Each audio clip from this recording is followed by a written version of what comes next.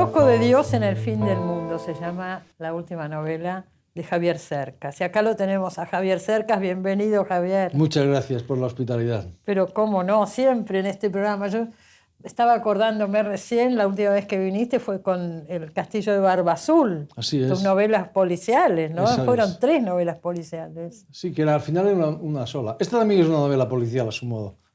Sí, yo vi que vos Para decís mí. que todas tus novelas son policiales en un punto. Y todas Sí, las sí. novelas que a mí me importan. Anatomía de también. un instante también hay una intriga, ni hablar, Soldado de Salamina, la que digamos hay siempre una intriga. Pero de todas maneras, acá retomás una línea, El monarca de las sombras, ¿no es cierto? Esa línea retomás, donde Sí, vos sí. entrás en el libro como personaje, que es muy Sí. interesante. Ahora lo hacen muchos, pero ¿quién fue el primero? Ah. ¿Quién Sí, fue? también Con hay Soldado una... de Salamina, ¿no? Hace tantos años. Claro. No, no, tienes razón, ¿eh? Aunque sea una novela policial, vuelvo a una línea anterior de novelas sin ficción, ¿no? Sí, Porque aquí no hay además, ficción. claro. Y porque también es una novela mestiza, ¿no? Porque es una novela híbrida, porque aquí hay... En parte es un ensayo, en parte es una crónica, en parte es una biografía del Sí. Papa Bergoglio, Sí. en parte es una autobiografía de un español, un europeo, un occidental común y corriente, ¿no? que se educó en la fe cristiana, mi familia, mi país, mi educación, todo era cristiano y que en algún momento, como tantos y tantas personas de mi generación, pues perdió la fe, ¿no? Así que es una mezcla de cosas, como otros libros míos, Sí, y al final bueno. para mí es una novela, porque la novela tiene esta maravillosa, increíble capacidad para integrar Todos los los demás géneros géneros. y trascenderlos, ¿no? Esa es una de las maravillas de la novela. Si uno piensa Anatomía de un instante, que vos te replanteás ahí las ideas de una generación anterior a la tuya, la de tus padres, se podría decir, ¿no es cierto? Hablas con tu padre en el libro. Así es. Ahora este es tu mamá, la Es religión y verdad, tu mamá. es verdad, totalmente cierto. Claro, porque sí, es verdad, y hay muchos paralelismos ahí. Es decir, a mí, claro, este libro parte de una propuesta totalmente, no insólita, sino inédita. Es decir, Sí. un día... Claro, no salió de vos, salió de No, que te lo propusieron. Exacto, porque es que yo solo no podría haber hecho una cosa así. O sea, un día yo estaba, mira, esto lo cuento al principio del libro, es el origen, un día estaba firmando libros después de un evento en el Salón del Libro de Turín, que viene a ser como la Feria de Buenos Aires de Italia, ¿no? Y gran evento literario. Entonces yo estaba firmando libros, me viene mi editora y me dice, hay una persona del Vaticano que quiere verte, quiere hablar contigo. Y pues el Vaticano, qué cosa tan rara, ¿no? Y quien quería hablar conmigo es un personaje que luego se convierte en un personaje del libro, que era el director de la editorial del Vaticano, que se llama Lorenzo Fazzini, un personaje cómico, la verdad, muy inteligente, pero también muy cómico en el libro, porque este libro es un libro muy cómico, lleno de humor, etc. Bueno, total que me dice, señor Cercas, el Papa Francisco viaja a Mongolia, un país de menos de 1.500 católicos. 1500, Menos de nada. 1.500 católicos y de tradición fuertemente budista, donde la inmensa mayoría de la gente es budista.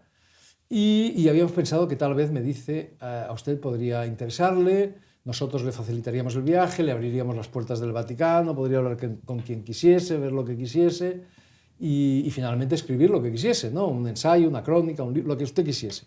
Y añade algo que es muy relevante, me dice, esto nunca lo ha hecho la Iglesia, nunca lo hemos hecho, y por eso pensamos que a usted podría interesarle.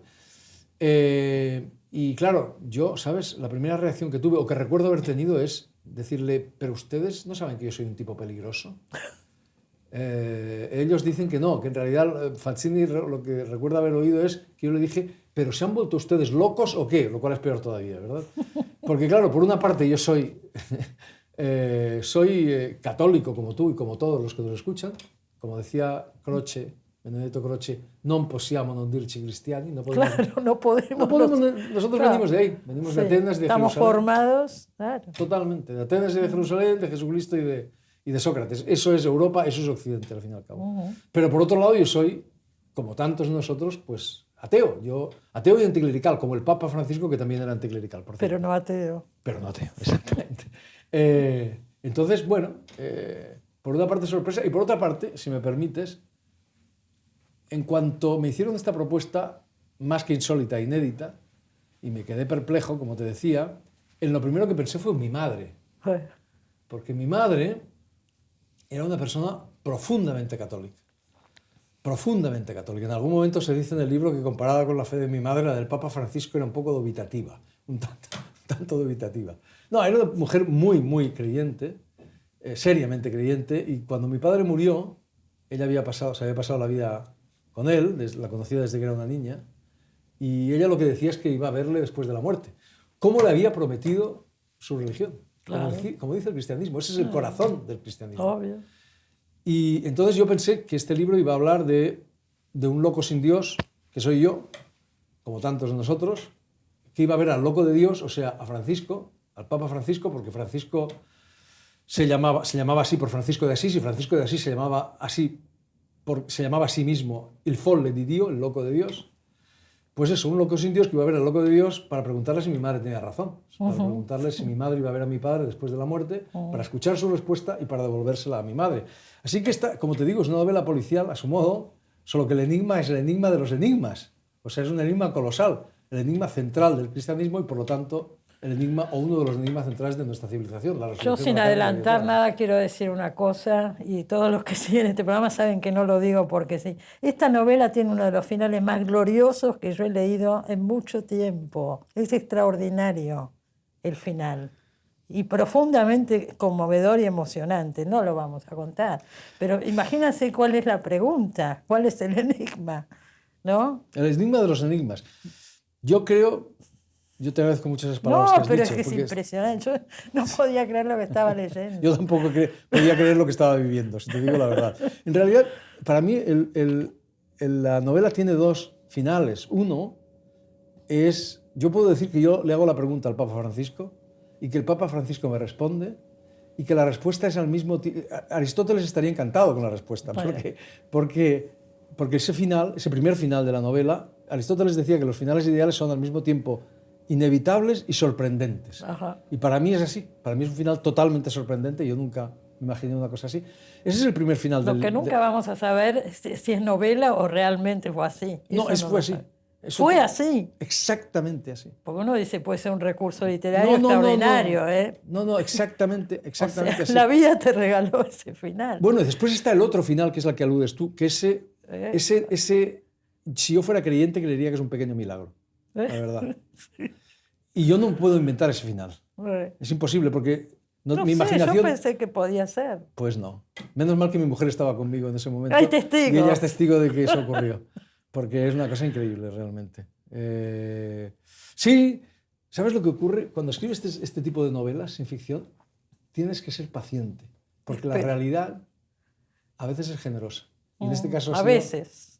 A veces, pero hay que esperar. Lo sé, hay que rezar, aunque seas ateo, para que te dé un final como este, que sí, yo creo que es un Nunca final. te explicaron, ni creo que vos les preguntaste por qué te habían elegido para este trabajo y por qué lo querían hacer.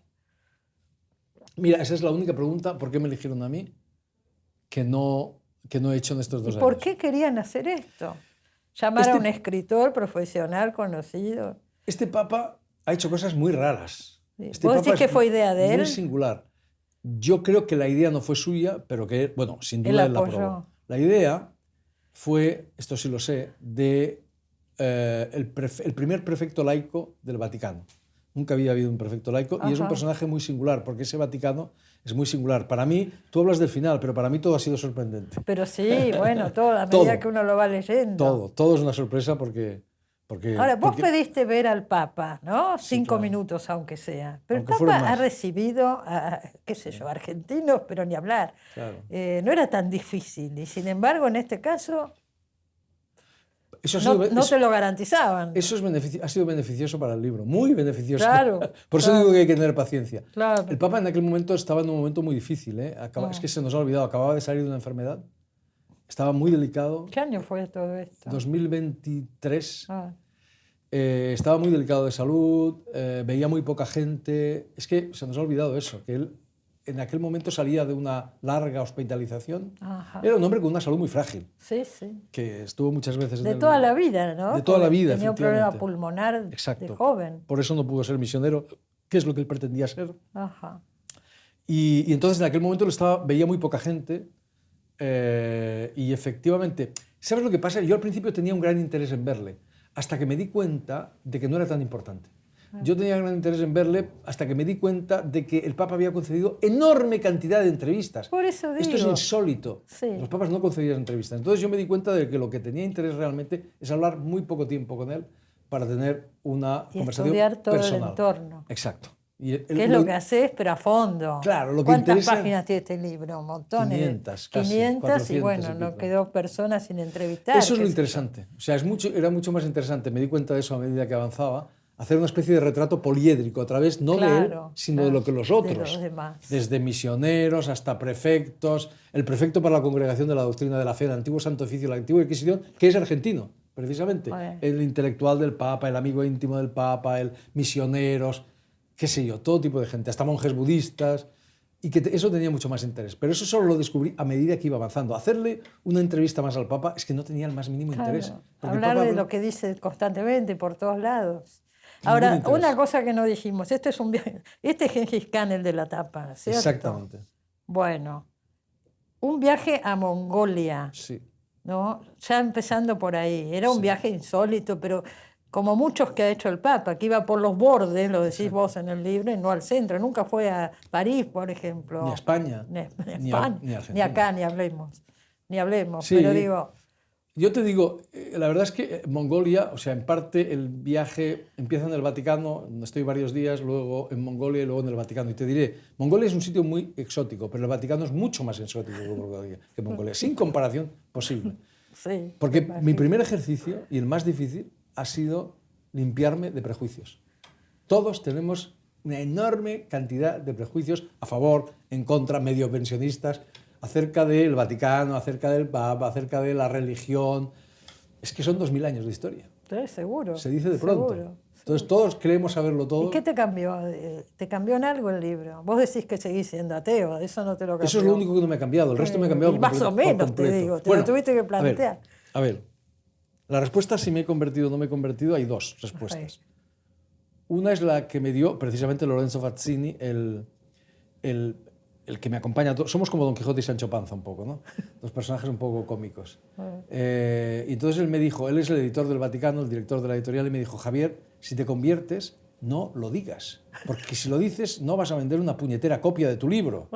Ahora, 4 años después, cuando ya tu libro se haya vendido, ahí puedes decir. entonces ahí escribes un libro sobre tu conversión, me lo das a mí y vendemos 4 millones de copias.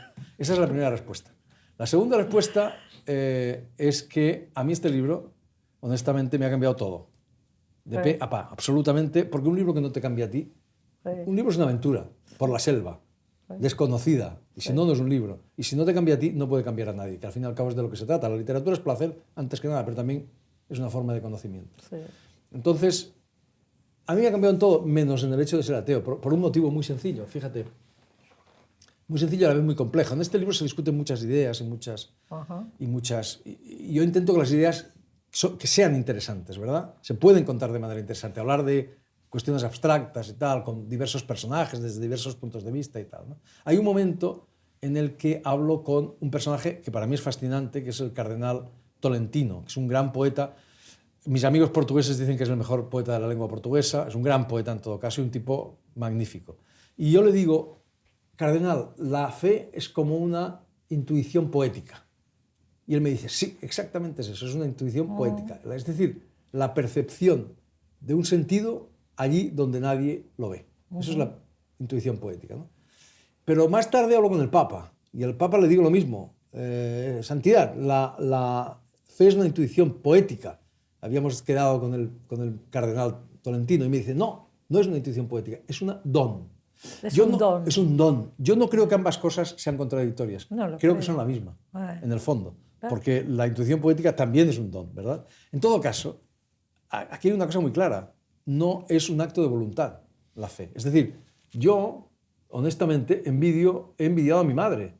Porque la fe te da una seguridad, te da unas certezas, te da un superpoder, le llamo yo, ¿verdad? Y te da una tranquilidad. Una tranquilidad, exactamente, extraordinaria, como la que yo he visto en los misioneros, que son gente extraordinaria. Pero tú no puedes decidir, voy a tener fe, porque eso es imposible, ¿verdad? La fe se tiene o no se tiene. Se dice que este libro es también un ensayo sobre la angustia. Y acá está, la angustia me acompaña siempre. Tiene la forma de una bola alojada en la garganta. Eso lo dices tú en el libro, ¿no? Es una ausencia tangible. Y esa ausencia tangible es la ausencia de Dios. Yo empecé a escribir porque dejé de creer. Esto lo he entendido muy tarde. Pero para mí la pérdida de la fe y la escritura son lo mismo. Yo esto lo cuento en el libro porque no quiero esconder nada. Esto es una confesión muy íntima, pero en los libros hay que ir al fondo.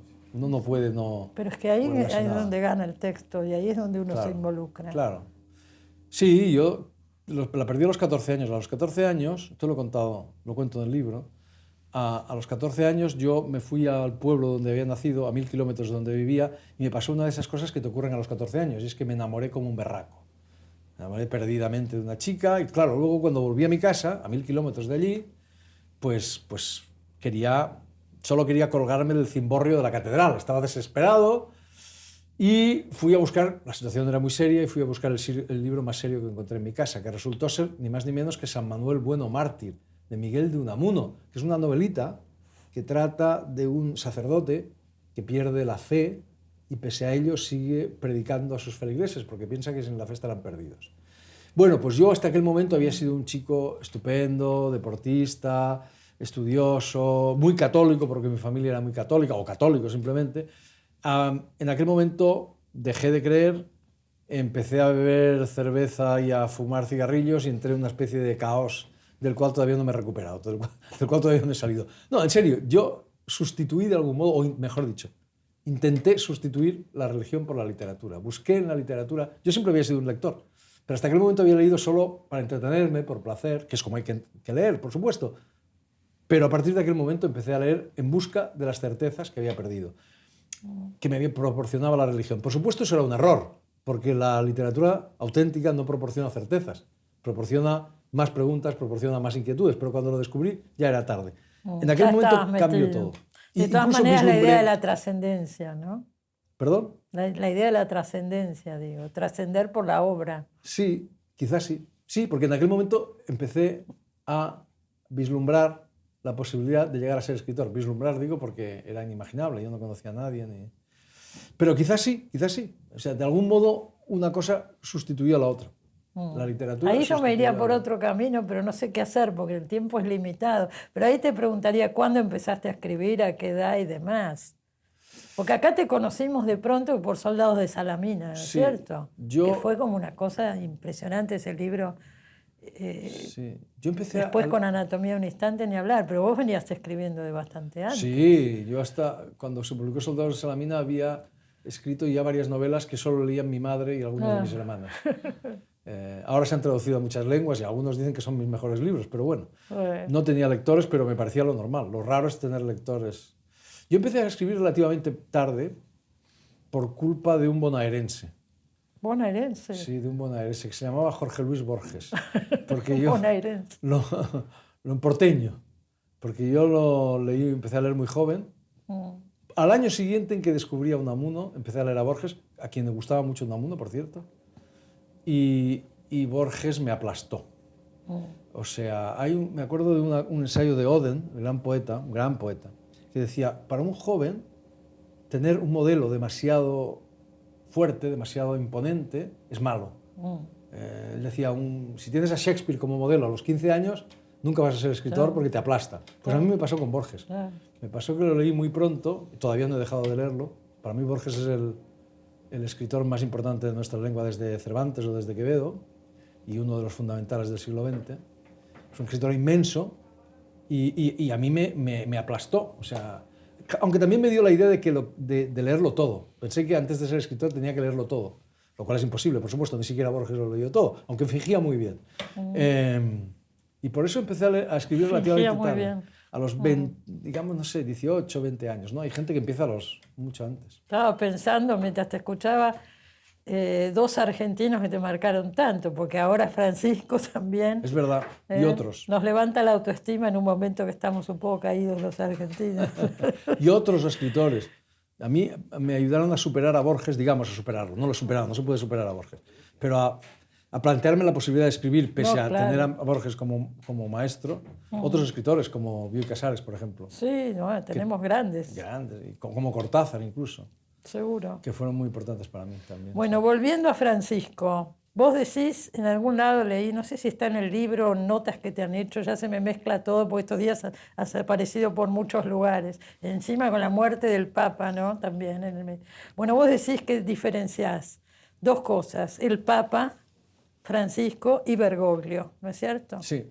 El Papa Francisco es una cosa y reivindicás el camino que eligió, las puertas que abrió, etcétera. Hablas del anticlericalismo de Francisco, que lo citaste hace un momento. Así es. Hay gente que dirá, ¿cómo se puede ser papa y anticlerical, no? Es muy importante. Para él era muy importante y es muy importante. Si quieres hablo de eso. Para él era fundamental. Es que hay una paradoja. El discurso religioso de Francisco aparecía muy poco en los medios de comunicación. Quedaba oscurecido por el discurso político. Entonces, apenas la gente, por diversos motivos que en realidad se discuten en el libro y tal, apenas aparecía. Y eso, su anticlericalismo era absolutamente central. Central. ¿Qué es el anticlericalismo de Francisco? Él consideraba que el clericalismo, es decir, la idea de que el sacerdote está por encima de los fieles, era letal. Era el cáncer de la Iglesia, tal cual. La superioridad. Claro, el sacerdote por encima, el clero por encima de los fieles. Francisco decía, eso es catastrófico. El sacerdote, ahí tiene una imagen fantástica porque era un hombre muy leído, amigo de Borges, por cierto, a quien visitaba y a quien conoció bien y a quien leyó mucho. Y tenía un sentido literario. Él tiene una imagen que es muy bonita, que es el sacerdote tiene que estar, o el cura tiene que estar delante de los fieles, delante del rebaño, para entendernos, para guiarlo, en medio, porque forma parte de él, y detrás para ayudar o para recoger a los que no pueden seguir. Pero jamás encima. Eso es letal. Y de ahí vienen, decía él, con toda la razón desde mi punto de vista, grandísima parte de los males de la Iglesia. Empezando por poner un ejemplo, digamos, muy visible y particularmente abyecto, el de los abusos sexuales. Los abusos sexuales no son más que un abuso de poder. Entonces, eso era parte fundamental de su discurso. No era anecdótico, era esencial. Y, sin embargo, nadie reparaba en ello, o no era conocido.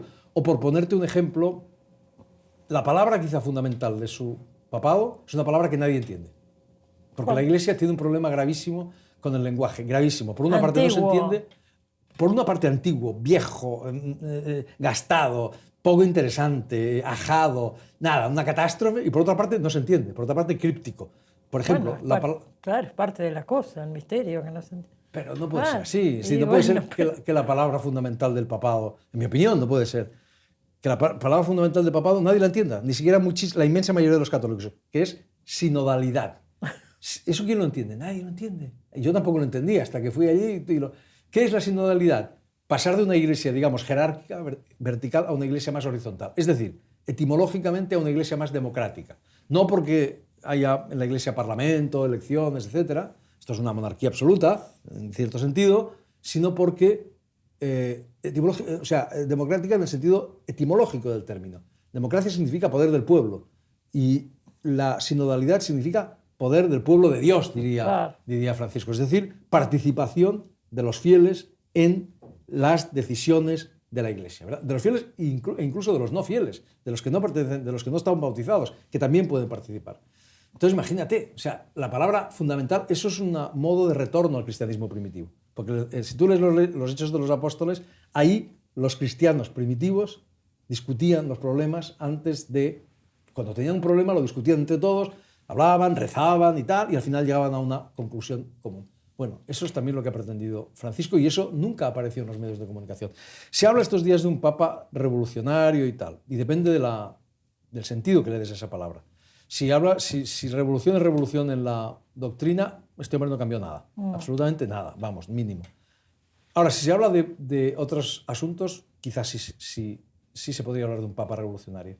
Un papa que vuelve al cristianismo primitivo, pero eso es exactamente, o que intenta volver al cristianismo primitivo, pero eso es exactamente lo que pretendía Vaticano II, el Gran Concilio. Él es un hijo de Vaticano II. Es hijo del Concilio. Es hijo de Vaticano. El primer papa hijo de Vaticano II. Vos decís, por el otro lado, que el papa era también un papa político y era medido. Claro. Porque también se puede decir, pero no logró, pero llegó hasta ahí, digo. No logró, claro que no. Es que la revolución que él pretendía, que es la que pretende Vaticano II, que es el retorno a la iglesia primitiva, o sea, a la iglesia de Cristo, no la que hemos conocido nosotros, eso no puede hacer un solo papa. No, claro. Quien piensa eso no tiene ni idea de lo que es la iglesia. Son 2000 años de historia, yo diría, de perversión del cristianismo. No soy el primero que lo dice, Dostoyevsky lo Hablas dijo. de los misioneros, es la parte más rescatable. Totalmente. Los Sí. misioneros son... ¿Conociste algunos que te impactaron muchísimo? ¿Cierto? Es que es imposible no mirar a esa gente. Bueno. Imposible no admirar a esa gente. Y esa gente son las que, por eso, son las que encarnan de verdad el cristianismo de Cristo. Y por eso Francisco hablaba de una iglesia misionera. Y por eso se va al fin del mundo a verlos. O sea, A Mongolia. ¿Cómo no vas a mirar Y a allá una va cerca, atrás, ¿no? y feliz de ir allí? ¿Quién diría que no a una oportunidad Bueno, así, ¿no? supongo que de no, meterse ¿no a es cierto? Mongolia y meterse en el Vaticano y tal. No, y te dieron acceso a montones de documentos, de conocimiento de personas. Claro, es una oportunidad ¿Qué extraordinaria. opinaron del libro? ¿Tuviste contacto con ellos después? Ellos ni siquiera quisieron leer el libro antes de que se publicase. Joder. Corrieron un riesgo enorme. Pero es que lo primero que les dijo, esto me lo decían todos, lo primero, colaboradores cercanos, lo primero que les dijo Francisco es arriesguen, Joder. arriesguen. ¿Qué buscaban con esto? ¿Qué querían? Es un acto de coraje, yo Sí, creo. sí, O sea, seguro, yo solo puedo pero- interpretar como un acto de coraje, que es decirle a la gente, nosotros no tenemos nada que ocultar, que venga este señor, que no es de los nuestros. Esto era lo fundamental. que ¿Quiénes yo no son era de los suyos. nosotros? ¿La iglesia, Francisco? Claro. Porque hay que Los ver. nuestros son los católicos. Es decir, ellos no, seguro que lo que no querían era un escritor católico. Ah. Porque, en fin, si eres católico estás con ellos. Querían alguien que conociese las claves. Entiendo yo, esto ya es una hipótesis. Alguien que conoce las claves del cristianismo, porque si no, no entiendes nada. Seguro. Y yo las conozco, pues por educación y por todo, y porque me puse a estudiar seriamente el asunto, pero que estuviese fuera. Que no fuera un creyente, que fuera un ateo, que fuera alguien que no... Que va a cuestionar. Claro, que va a preguntar y a ver, intentar a ver lo que hay. Y yo creo que era un acto, o sea, en principio no puede ser más que un acto de coraje, decir, nosotros no tenemos nada que ocultar, venga aquí y cuente lo que hay. Y eso es lo que he intentado hacer, al fin y al cabo, ¿verdad? Y Con la ahora máxima ya complejidad. estamos por despedirnos. Quiero saber, después de este libro, ¿ya tenemos idea por dónde sigue Javier Cercas? Sí, sí. Yo tengo siempre... No sé Algo. hacer otra cosa, es lo que dijo Samuel Beckett. A ver. ¿No? Usted decía que él escribía porque no sabía hacer otra cosa, pues yo tampoco sé hacer otra cosa. Entonces, sí, tengo muchos proyectos, muchas ideas, pero ya veremos por dónde sale la cosa. Algunos a medias, otros... Es como el laboratorio de un profesor loco. Puede explotar todo en cualquier momento. Y Mi mientras despacho es así. tanto andás por el mundo hablando de este libro, Bueno, ¿no es ahora me cierto? toca, sí. Sí. Sí, claro. Sí, vengo de Bogotá. Estuviste en la Feria de Bogotá. Sí, voy a Santiago de Chile y tendré que ir a algunos países porque sí, se traduce a muchos países. Pero bueno, esto ocurre con mis libros, ¿no? Afortunadamente tengo muchos lectores y es maravilloso porque la literatura la hacen los lectores, no la hacemos los escritores. El protagonista de la literatura es el lector. El escritor simplemente pasaba por ahí, pero el protagonista es el lector. Pasaba por ahí, me llamaron del Vaticano y, Y aproveché la y oportunidad. aproveché. Acá está, el loco de Dios en el fin del mundo. Acuérdese lo que le digo. Y ya digo, un final glorioso y además todo un repaso por tantas cosas. No, creo que no quedó faceta por analizar. Gracias por haber estado con nosotros una vez más. Es muy amable, te lo agradezco mucho. Nos vemos, gracias.